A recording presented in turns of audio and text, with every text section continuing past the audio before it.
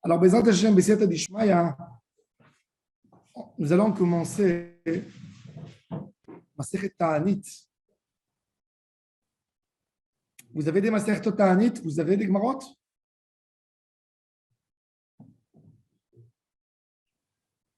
Nous avons fini Souka. Maintenant, B'siyata Dishmaya, nous allons commencer Masechet Ta'anit. Et Bezrat Hashem, encore deux Masertot, nous allons finir Seder Moed.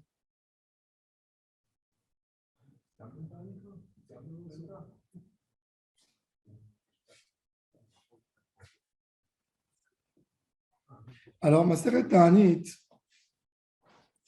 elle parle des halachot de Mashiv Aruach ou Morid HaGeshem.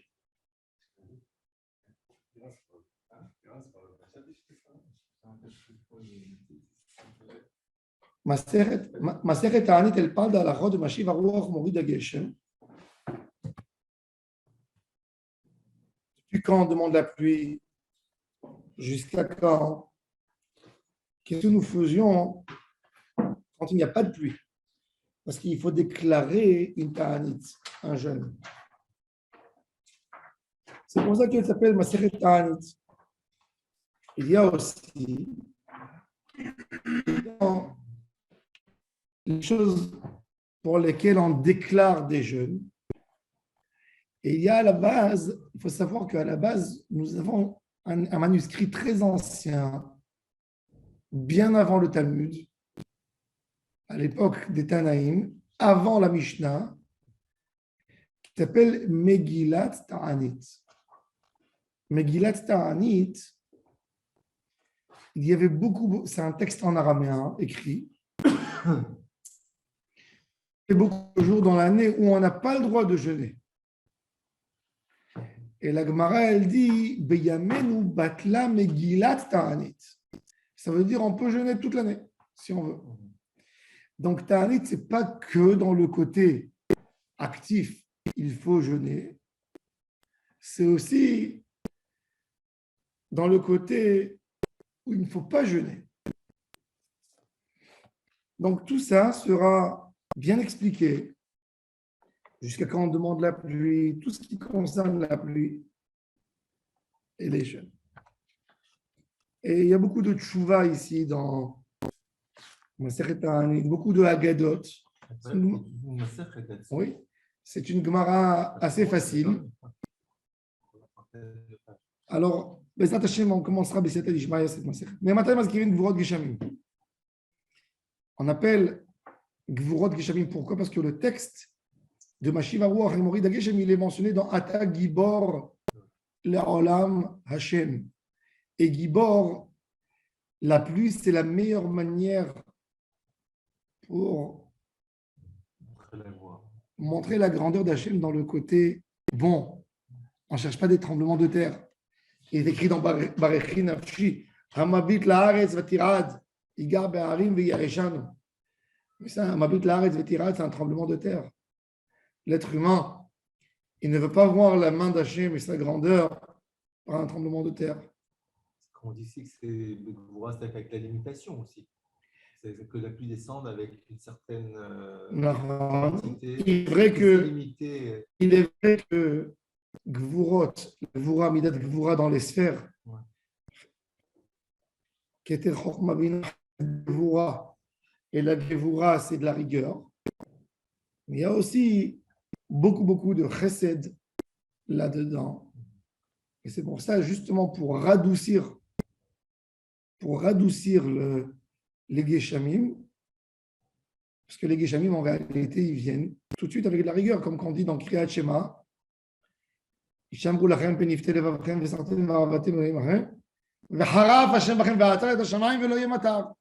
Donc la Gvura, l'eau, tout de suite, elle s'attrape avec la rigueur. Et l'eau, la rigueur aussi, elle va très vite. C'est comme l'eau qui pénètre partout. Tu ne peux pas l'empêcher.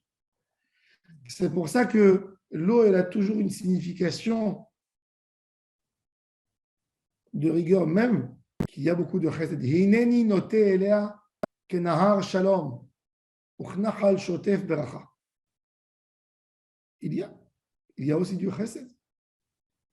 Alors là, mais matai mazkirin gevurot gishamim.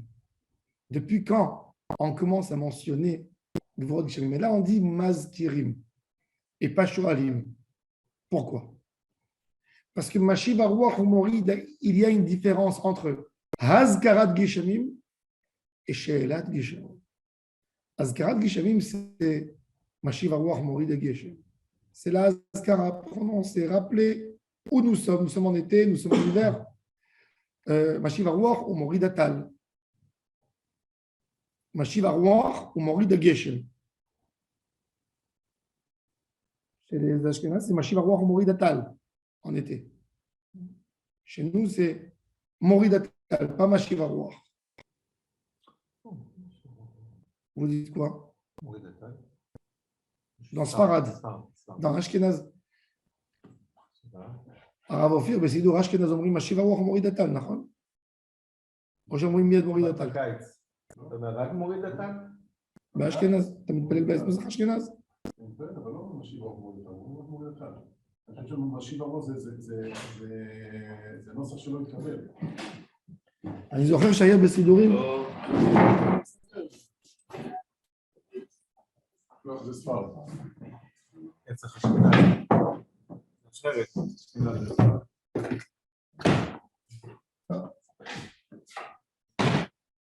איפה אשכנז? אז הוא אומר, וואו, יש אומרים בקיץ. לא, אבל יש אומרים. כן, בטוח, כי אתה לא חייב. כן. אז למה לא? רגע. מה זאת אומרת יש אומרים? לא, אולי יש אומרים את הנוסח הזה של משיב. מה זה יש אומרים בקיץ מוריד הטל? כי אתה תראה פה בגמרא אחר כך. אני יודע, אני מכיר את הגמרא. כן, שהוא יגיד לך שאתה לא חייב, שאתה יכול גם לא להגיד מוריד הטל. כן, נכון, אבל לא להגיד כלום. לא נוהגים ככה, אומרים מוריד הטל. כן, ודאי לא שאומרים. אומרים משיב הרוח. כי אני זוכר שהייתי ילד, הייתי רואה לפעמים היה סידורים שהיה כתוב שם משיב הרוח מוריד הטל. טוב. Alors ça c'est la hazkara. בסדר, בסדר, איפה אלה?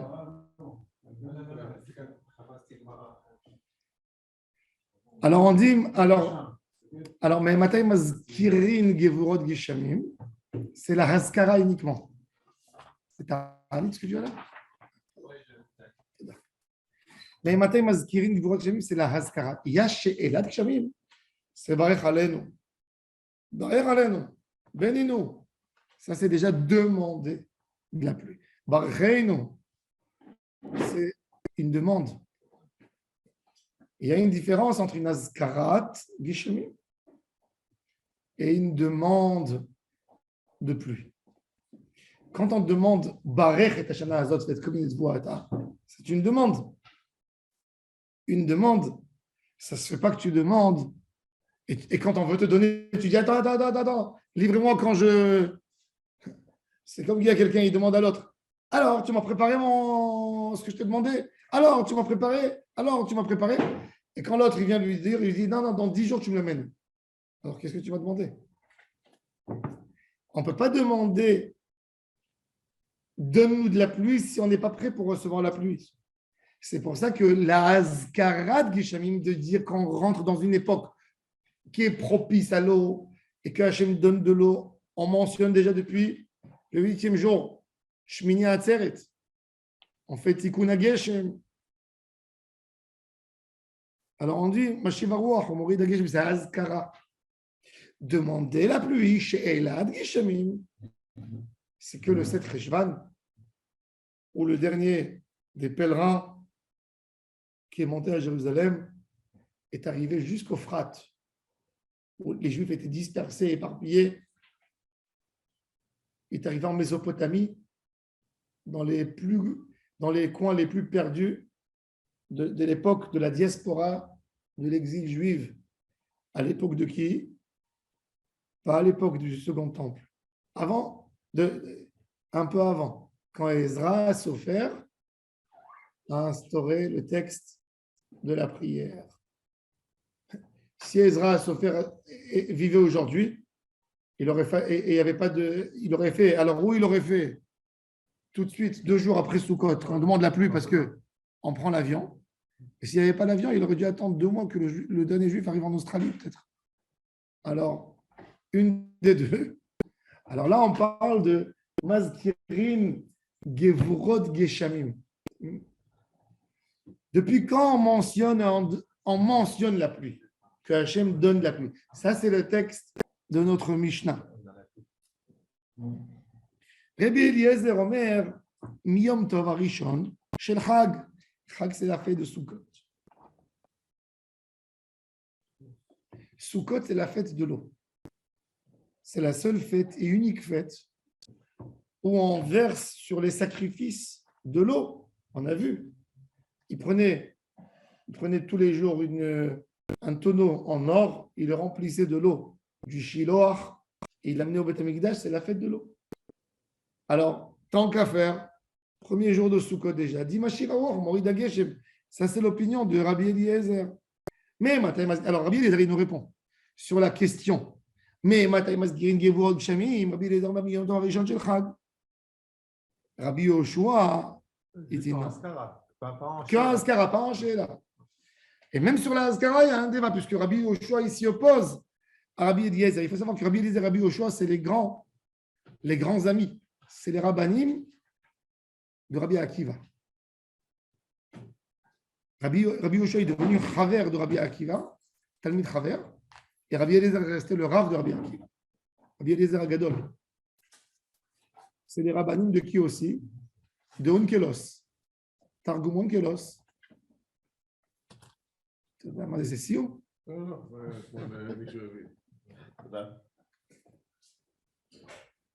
Rabbi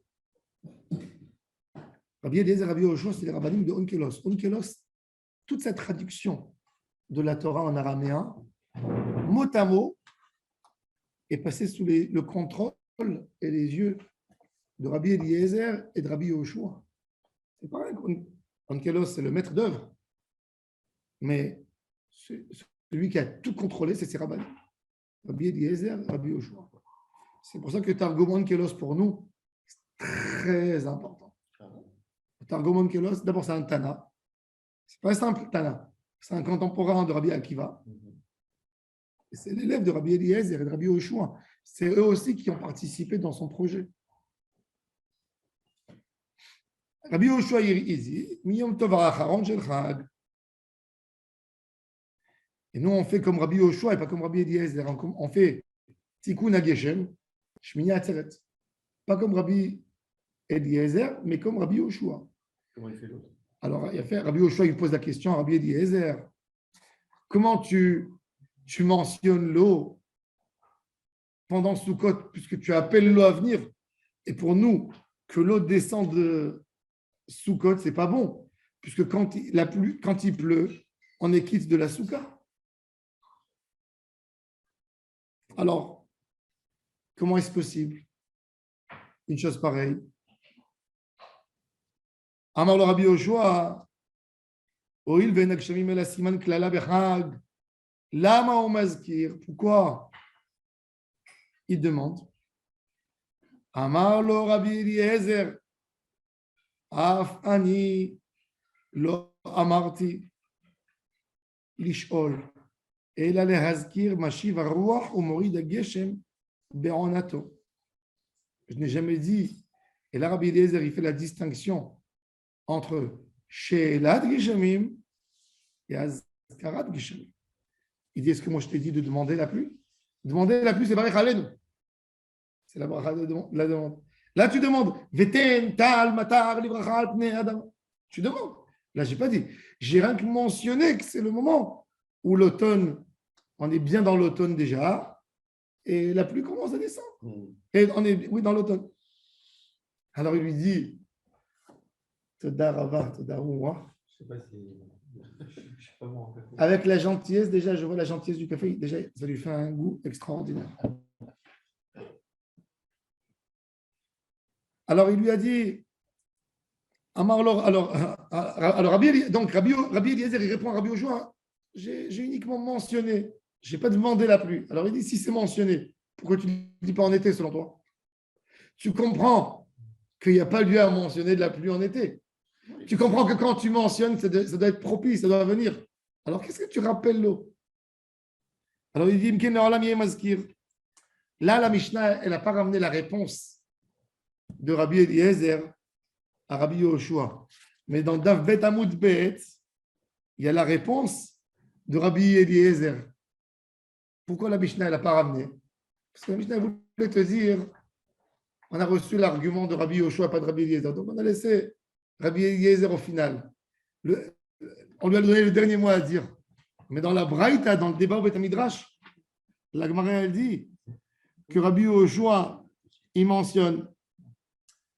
Je me pose une question, au point de vue, on va avoir une nouvelle étude, mais on a besoin de pluie aussi, l'agriculture, les arbres, etc. Les champs ont besoin de pluie aussi en été. Ils ont besoin de soleil aussi. Ils ont besoin de soleil aussi, d'accord. Mais alors, la question, c'est aussi la quantité de pluie. Mais c'est vrai que chez nous, pendant 6 mois, il n'y a pas de pluie. On voit comment les champs sont complètement asséchés, sont jaunis, etc. Oui, mais ils ont été récoltés. Oui, mais il y a d'autres cultures. Il y a d'autres cultures qui poussent encore en été. Donc, est-ce que c'est c'est pas une clala d'avoir de la pluie en été? Si, c'est une clala, c'est terrible. Pour le blé. En Europe, Non, je vais te dire pourquoi. Même en Europe, s'il pleut en mois d'août ou en mois de juin, ça dépend de la quantité. Non. À l'époque, le plus grand dégât, c'est quoi le plus grand dégât d'un agriculteur pour le public? La grève. Non, c'est chas v'shalom. Oui, la grève. Si chas v'shalom, il y a de l'eau qui tombe sur les graines de blé, Oui, ça les fait partir. quand il fait chaud et ils ont commencé à sécher, elles pourrissent entièrement dans les champs. D'accord. Il n'y a plus de pain à manger. C'était un malheur pour eux. D'accord. C'est clala. Pour le blé, oui.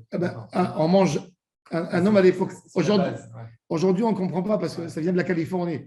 Tout notre blé, il arrive de loin. On ne s'imagine pas. Mais à l'époque, quand il n'y avait pas de blé dans un pays, les gens mouraient. Qu'est-ce que tu vas manger des pommes?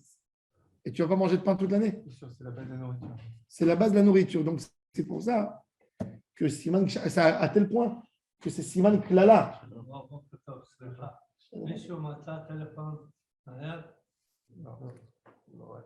אולי צריך לשאול את אופיר, שהוא פה, מתי זה שכחת את זה בתפילה? הוא שלא יודע, יהודי צלצל, אמר שהוא מצא את זה, והוא מחכה ליד הבית כנסת. מי זה אני לא יודע. אז תתקשר איתו בחזרה אולי, לא? אין לי טלפון שלו. איך הוא יתקשר אליך? אז הנה, מה המספר? תראה בטלפון. לא, הוא לא מכיר. לא יודע את המספר. חבל, אני מתקשר אליו. ברוך אתה אדוני. טוב. לא, אם הוא מחכה, הוא איננו. Il connaît son numéro ou pas lui? Non, il ne sait pas. טוב. תהיה בריא.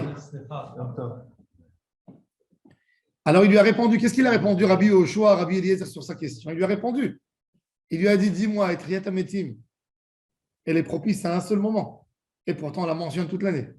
C'est-à-dire que pour Rabbi Eliezer, on peut mentionner toute l'année Mashiv Aruach ou Morid Ageshem. Oui, on peut. Pour moi, de la même manière qu'on mentionne Triat Ametim, elle arrive qu'à un moment. Alors même la pluie. Bon, mais là, Différent. pourquoi c'est différent? Parce que Triat Ametim, on souhaite que ce moment arrive. Il n'y a pas de Triat Ametim toute l'année. Mais c'est vrai alors. Non, tu me dis, tu compares Triat Ametim à Mashiv Aruach ou Morid Ageshem. Mashiv Aruach ou Morid Ageshem, c'est que je souhaite qu'il y ait la pluie toute l'année. Je ne souhaite pas qu'il y ait la pluie à un instant donné. Je souhaite la pluie toute l'année. J'appelle la pluie. Alors la Gemara, il a fait. Alors je souhaite qu'il y ait un moment donné. Alors il y a fait Meod. La Gemara, elle dit même ça. La Gemara, elle dit que Rabbi Yoshua, il a répondu à Rabbi Eliezer. Triat Ametim, son moment, c'est chaque jour. Chaque jour, je souhaite qu'elle arrive. Tandis que la pluie, je ne souhaite pas qu'elle arrive en été. Triat Ametim, quand on te dit Triat Ametim, dis Baruch Haba. Qui ne veut pas voir ses proches et tous les dorotes? Tout le temps, c'est le moment. Halvaï, ça vient de maintenant. Comme moi, je vais dire, si Hachem me dit Triat Ametim, je dis Bakasha, Besimcha. Halvaï, Triat Ametim. Mais la pluie, par contre, quand je suis agriculteur à Kadosh Baruch, et Yael Wanavi me dit, tu veux la pluie? Non, pas de pluie maintenant. Demande à Kadosh Baruch qu'il n'y ait pas de pluie. Je suis d'accord avec toi, avec ça. C'est fait. Donc ça, c'est la réponse D'accord. de Rabbi Yoshua à Rabbi Eliezer. Comment tu dis, on mentionne toute l'année Triat Ametim? Oui, toute l'année, c'est le moment de Triat Ametim, mais ce n'est pas toute l'année le moment de la pluie. Exactement. Ouais. C'est la Gemara. Maintenant, En shoalim et ageshamim, et là, samouch la geshamim. Maintenant, ça c'est la deuxième partie de la Mishnah. Là, déjà, c'est plus la Azkara, c'est la She'ela. Alors, il y a en Chutz Laaretz et il y a en Israël. En Chutz Laaretz, quand on demande la pluie, vous vous souvenez? C'est vrai, ouais, décembre. On est sur 4 décembre. 4 décembre. Je sais pas pourquoi sur le 4 Il a fait, mais pourquoi le 4 décembre? Vous voyez le 4 décembre. Parce que l'année est partagée en 4 saisons. Ouais. Le 4 décembre, c'est le moment où la pluie commence, où vraiment l'hiver commence. Il y en a avant. C'est l'automne. C'est l'automne. 3 mois d'automne, 3 mois d'hiver, 3 mois d'été, 3 mois de printemps. Ici, on a 2 saisons. C'est quoi déjà la règle quand un Israélien qui est en France? Un Israélien qui vient en France, il demande la pluie parce qu'il a sa famille en Israël. Quand il mange à dire Tzibour, non.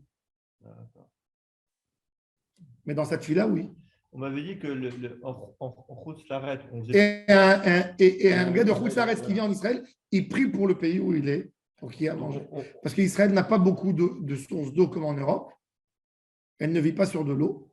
On est très pauvre en eau. C'est une terre qu'il faut être que Mahami dans la Kadosh Baruch Hu. Nos yeux sont tendus vers le ciel tout le temps. Et il paraît que cette différence de date, elle provenait du fait qu'on est rentré les gens des Non, fêtes. ça c'est le 7. Ça, c'est pourquoi nous, on demande que le 7 Rejvan, et pas avant. C'est pas le 4 décembre. Ça, c'est... Pourquoi on demande le 7 Non. Pourquoi on demande le 7 Rejvan et pas avant le 7 Rejvan? Ouais. Le 4 décembre, c'est pour eux. En route Chutz Laaretz, il y a beaucoup d'eau. Ils ont beaucoup d'eau. En Mésopotamie, vous savez C'est qu'en pour ça que l'écart, c'est à cause de ça. en Turquie, l'eau Oui, mais l'eau bon, de source la je peux moins te dire- bonne, elle est meilleure que Méhédén en Israël. Mais je peux te dire, c'est en Afrique. Mais En leur Afrique- eau, elle n'est pas bonne dans en les Afrique- robinets En Afrique, ils n'ont parce pas qu'ils ont d'eau. des problèmes dans les tuyaux. En Afrique, ils n'ont pas d'eau. Ils font quand même le 4 décembre. Ils ont beaucoup d'eau. Dans le désert. Le plus grand, En Arabie Saoudite. le plus grand fleuve, non, l'Arabie Saoudite, c'est pas l'Afrique. D'accord, alors je suis d'Arabie Saoudite maintenant. Bref, bon, si tu me dis que c'est le problème. Non, tu comprends. Ah, le gars, Ils ont de l'eau. pétrole, laisse-les. Qui ils boivent boivent le pétrole. du pétrole. C'est vrai, il y avait beaucoup de juifs en Arabie. Et bon, ils ont de l'eau. Tu creuses dans le 3 mètres dans le sol, il y a de l'eau hein, dans le désert. Ils n'ont pas fait la terre. Un juif doit habiter en Israël. Un juif n'est pas responsable de ce qui se passe dans le monde. Un juif doit habiter en Israël. Alors maintenant, En shoalim te geshamim, et là, samouk la geshamim, un moment avant la pluie. C'est-à-dire dans chaque endroit, d'après l'endroit. Et maintenant, je vais vous dire un chidouche extraordinaire. Rabbi Chaim Sabetai. Si, c'est à la fin. C'est vers la fin. Ta'anit, c'est après Ta'anit, mais il a Ta'anit. Excuse-moi. On va commander 10 Gemorot. Rabbi Chaim Sabetai, Rabbi Chaim Sabetai de Salonique reçoit une question des Juifs portugais et hollandais qui sont partis s'installer au Brésil il y a 300 ans, 350 ans. Ils envoient à Rabbi Chaim Sabetai de Salonique. On est arrivé en Amérique. Il y a une synagogue au Brésil. Les expulsés d'Espagne, ils ont dit Eretz Asher Havane à Barzil. Brésil. Il y a une communauté juive au Brésil, 400 ans. D'ailleurs, toute l'Amérique, les premiers qui sont arrivés, c'est les juifs séfarades. La première synagogue à New York, quand c'était encore New Amsterdam, c'est la synagogue Etzraïm des Portugais. Qui sont venus de. Oui, je suis en train de lire. Et il y a une synagogue maintenant que Safra il a restaurée au Brésil. Ils sont arrivés jusqu'au Suriname. Au Suriname, il y avait une communauté portugaise, juive. Ils sont arrivés dans toute l'Amérique latine. Maintenant, En haut du Brésil. Donc, ils ont restauré maintenant, c'est la synagogue de Recife. Récif. Au Brésil. À Recife, il y a une très grosse communauté juive.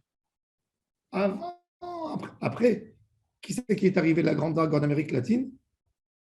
Les Juifs ashkénazes. Les Hollandais d'abord. D'abord les Hollandais, Portugais.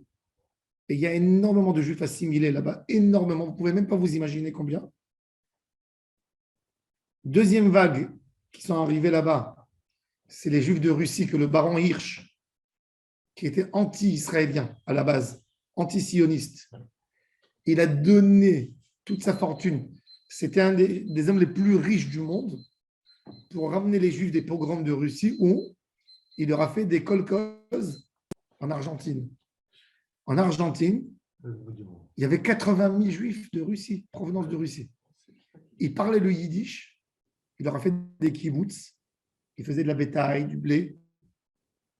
Ils mangeaient kippour, mais ils parlaient yiddish. Et il les a amenés là-bas. Après, le baron Hirsch, un peu après, Première Guerre mondiale, tous les Juifs de l'Empire ottoman qui parlaient le ladino, et un peu le portugais aussi, ils cherchent un pays facile pour ne pas avoir besoin d'apprendre l'anglais. Donc, eux aussi, ils partent en Amérique latine. Ça, c'est des vagues.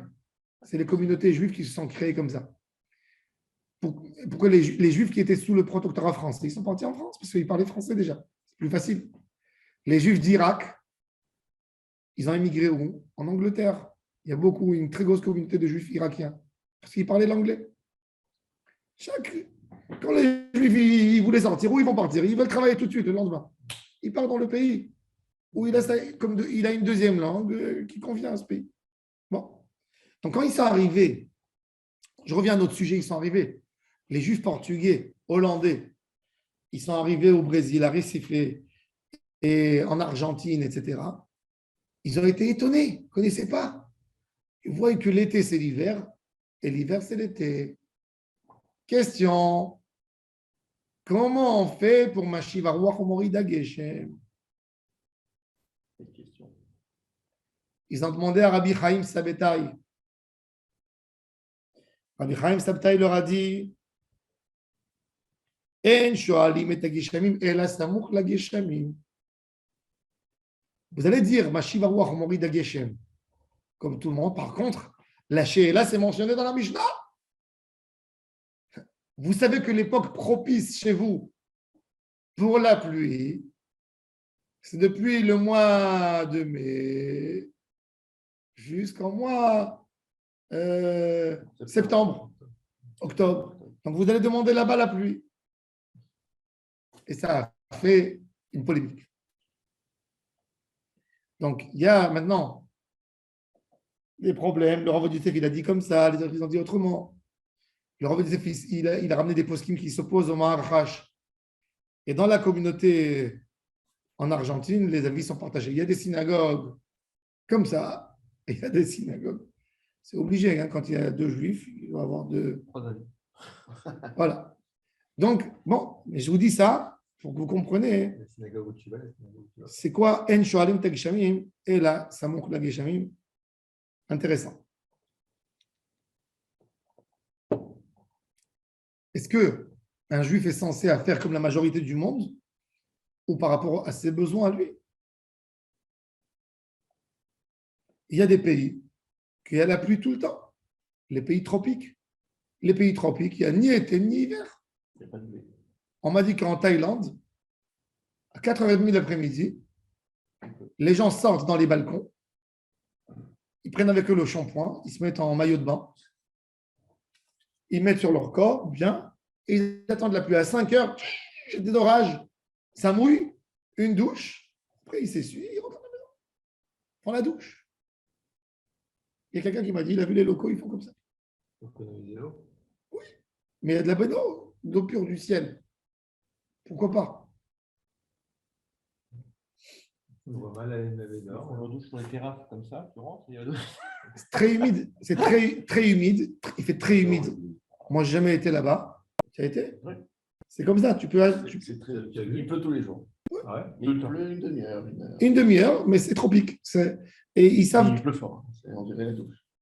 Les sodos. Il ne peut pas un petit peu quand même cracher. Comme il fait fort. Hein? Comme il dit quand même peu fort. Voilà. C'est un pays tropique. Un pays tropique. Tous les jours de l'année? Tous les jours de l'année. Ils ont 1 mois ou 2 mois dans l'année où il ne pleut pas. Mais toute l'année, il pleut. Ça, c'est un pays tropique. C'est en fin de journée souvent. C'est à la fin de la journée. Alors, il dit, OK. Alors, on verra maintenant. Ça, on a expliqué. Bon, Bezrat Hashem, après, la Mishnah elle va s'occuper de ce texte. C'est quoi chez Elad Geshamim? Le Parech Halen, on va en parler. C'est vrai que la question qui se pose, quand tu dis on demande, est-ce qu'on demande pour le pays ou on demande pour soi? Parce que- Alors, on demande Non. pour soi. Non, parce que mon intérêt peut être divergent de son intérêt à lui. Il a fait, un homme doit Pour toujours. l'eau, moi, je peux avoir quelque chose qui n'a pas besoin d'eau et je n'ai pas envie d'eau, et toi, tu peux avoir envie d'eau. Alors, je vais t'expliquer quelque chose. Alors, C'est moi, je quelque chose de demande- collectif. Non, mais Non, un celui-là, agré- non, mais- C'est pas quelque chose non. d'individuel, mais si a Ah bah priori, il y a si, des celui-là, c'est individuel. Quand j'étais jeune, mon Rav a demandé, un agriculteur, il a besoin d'eau. quand j'étais, Oui, et sur- quand j'étais jeune, mon Rav a écrit dans son livre, il a posé une question. Il a posé une question sur le texte d'Atfila. Il a dit dans la Hamida, on dit Ala tzadikim, vala chasidim, val sheidam chabetzai, val ziknem, val peleta betzufem, val gira tzedek, ve'alenu, nous à la fin, yemun arachamecha. Et il a posé la question dans Birkat Hamazon, Kachem Adonai Elohenu, alenu, ve'al Israël amach. Pourquoi le ale dans Birkat Hamazon, c'est au début, il est resté tzarich yom. Et moi je lui ai dit, je dis Birkat Hamazon, on parle du pain, de ce qu'on mange. La Gemara, elle dit dans Bava Metzia, toi et ton ami, la vie de qui est prioritaire? Ta vie. Quand on demande, Olam Hazeh, prioritaire. Occupe-toi de toi, après tes enfants, ton entourage. C'est comme ça que Hachem il a fait. Quand tu demandes Olam Haba, tu as raison. Il faut honorer les tzadikim, mais grâce à eux, on va recevoir. Donc, la bracha de la Hamida, la tzadikim, la chassidim, la sheidam Rabbi Israël. On parle de ça, on parle de Zruyot. Vada, il faut les mentionner eux au début. Tu vas du plus grand au plus petit. Comme on fait dans la Hamida, on commence avec des Zruyot. On mentionne Zocher Hasde Avot. Mais quand on parle de notre pain, et bien Vada, ça répond à ta question. Ça répond même à ta question. Ben Vada, qu'un homme, il doit s'occuper de lui pour sa parnassa. Qu'est-ce qu'il va demander la parnassa des autres? Il n'a pas demandé. Il est ridicule, il a une femme, il a des enfants. Si Akadosh Baruch Hu lui a donné une femme, donc il doit les nourrir. Donc il doit demander pour nous. Alors, ça ne répond pas. Justement, c'est en contradiction avec ma question. Pourquoi? Ça veut dire que si moi, je n'ai pas envie d'eau, je suis mourir d'atal alors. Non, tu ne peux pas non plus casser l'intérêt commun des gens, des citoyens dans ton pays. La Gemara, elle dit que le Kohen Gadol, quand il rentrait faire sa prière 5 minutes, qu'est-ce qu'il faisait? Naron. Regarde, c'est quoi la force d'une prière?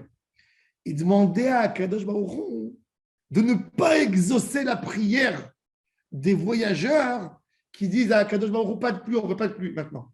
Il dit, Ve'al tikanes, ve'al tavot filat en vrai derachim, lefanech al inyan hageshem levado. Ça veut dire le Kohen Gadol, il comprenait la force. Ça veut dire qu'un homme, il peut demander à Hachem.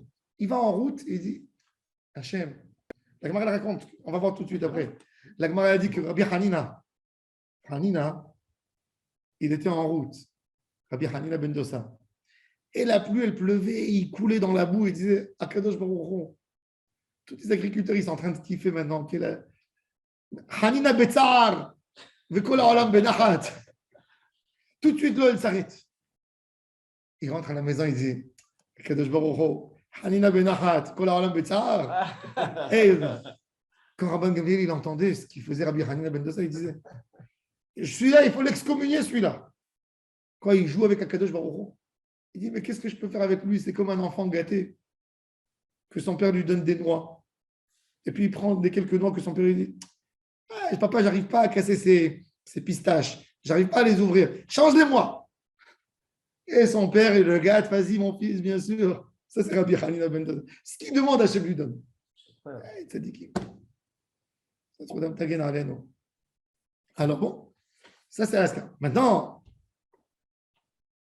le type de la Askara. Comment on mange?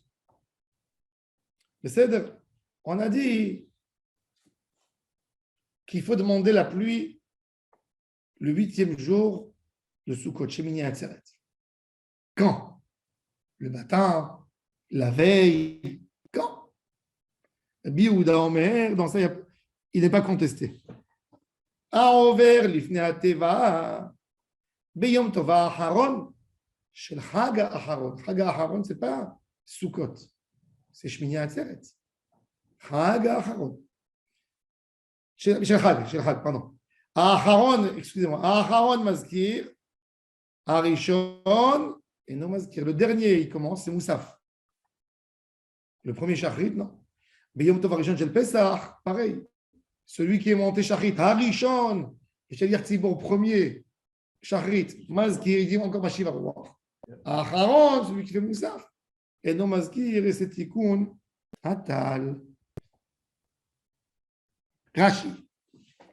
Mais מתי מזכירים גבורות גשמים, שאומר משיב הרוח ומוריד הגשם, ובגמרא מפרש טעמה, הגמרא va dire pourquoi on les appelle גבורות גשמים.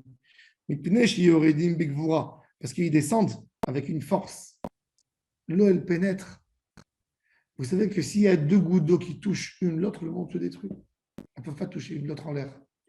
Même avec le vent, c'est incroyable. Ça renforce la théorie en physique. Il y a un vent qui arrive. De là, tu vois que tout va de la même vitesse. Parce qu'il y a une tempête.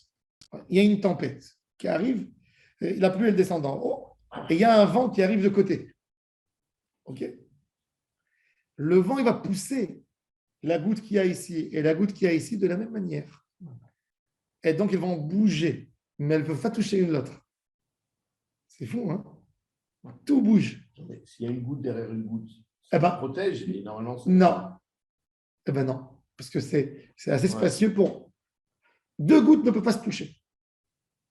Chaque goutte, elle a un destin. C'est vrai. Comment ça, Hein? Après, On n'a jamais pensé à ça. Oui, incroyable. Elle ne se touche pas. Impossible. Impossible.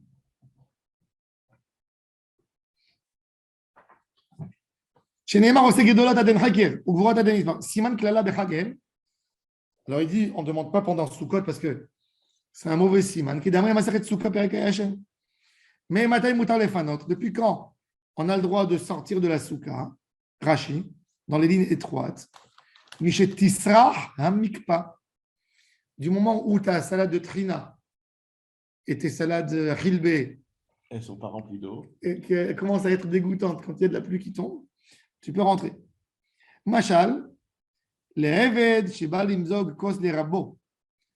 Un serviteur qui vient servir un verre à son maître. Limzog, c'est pas servir rien comme ça. Limzog, c'est aussi faire le travail du barman. C'est-à-dire, le maître, il avait un verre de vin, un demi-verre de vin. Il a goûté son vin. Il était fort, très fort, trop puissant. Il est venu, il a dit à son serviteur, amène-moi la carafe d'eau fraîche. Remue-moi, j'ai mon verre dans la main, fais-le-moi agréable. Tu as goûté toi aussi le vin, tu sais ce qui est adapté à mon goût. Il est venu le serviteur, il a rempli le verre juste en haut. Qu'est-ce qu'il a fait le maître? Il a pris le vin, puis il l'a jeté dans la tête.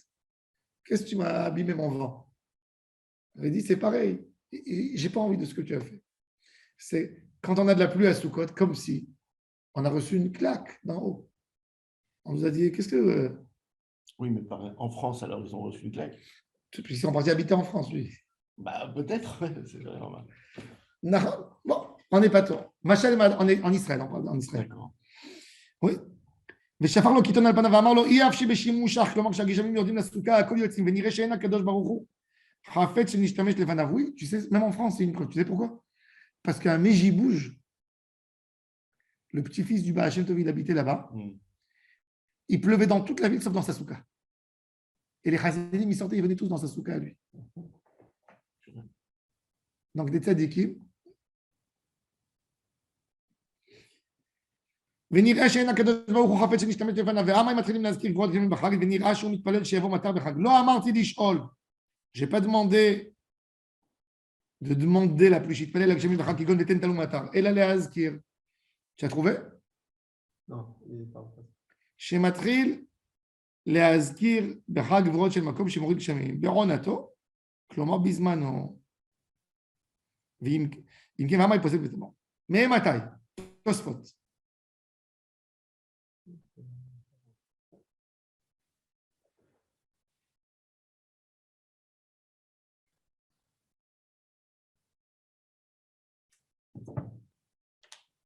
Tosfot, il pose une question. Il dit Tosfot, les Juifs de Chutz Laaretz, quand ils font Tikkun HaGeshem, le 9e jour ou le 8e? Non. Le 8e, Yom Tov Rishon. Oui. Yom Tov. Il dit, mais eux, ils sont assis dans la soukha, mais ça fait que. Alors qu'ils repoussent leur Tikkun HaGeshem le lendemain. Ouais. Naron, bonne question. Bonne question. Tout de suite, Tosfot, ils attrapent. Toutes les questions logiques, tout de suite, Tosfot. Alors, C'est l'esprit français. ouais. Alors, regardez Tosfot, le premier Tosfot. Mais matin, Yom Tov Acharon Shel Chag, Shemini Delo Yadvun Besouka. Ve'afilu ha'idna eno ela midrabanan mishum sfeka. Il dit, Naron. Alors, on ne fait pas de bracha l'ishev Souka. C'est que du safek. Donc, demande la pluie. Et tu sais, la seule raison pour laquelle les Juifs de Chutz Laaretz ils font 2 Yom Tov, c'est que de peur qu'on perde notre calendrier. Comme ce qui s'est passé dans la Seconde Guerre mondiale. Seconde Guerre mondiale en Europe centrale, Europe de l'Est. Aucun calendrier qui a été imprimé depuis 1939 à 1945. Les Juifs étaient poursuivis. Il n'y avait pas de calendrier. Donc, un juif normal, si ce n'est pas un Talmid Chacham qui connaît le calendrier parfaitement, il a un vrai problème. Rav Moshe Feinstein, avant de se sauver de la Russie, parce qu'il savait qu'il allait arriver en Sibérie très rapidement, il s'est isolé pendant 1 mois et il a préparé un calendrier pour sa communauté. Il s'est sauvé avant 1939, avant les nazis. Et les nazis, ils sont rentrés, ils ont tué toute sa famille d'ailleurs. Ils sont rentrés là, ils ont envahi la Russie, les nazis aussi, une partie. Et il a préparé un calendrier pour la communauté juive Sur 10 ans. pour 70 ans. Et il s'est dit dans sa tête, jusqu'à 70 ans, pour que les juifs puissent se sauver, mais il a préparé un calendrier. Responsable, un rave responsable.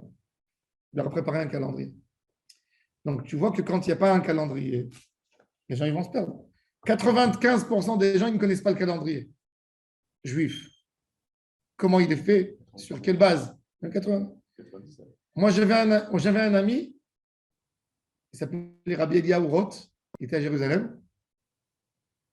Tu venais chez lui, tu lui disais, je suis né le 22 août 75. Dis-moi, c'est quoi? Non, il te fait comme ça. 20 secondes. Il était tellement fort dans le calendrier juif. Tu es né un Erev Shabbat. Et c'était, tac, tout de suite, il comprenait d'après la date ce qui correspondait au calendrier. Il te disait tout. Ta bar mitzvah sera telle année, telle année, et telle année, c'est Merouberet, et telle année. Et telle année, tu vas avoir, ta bar mitzvah sera parachat, et ta lecture, elle sera là.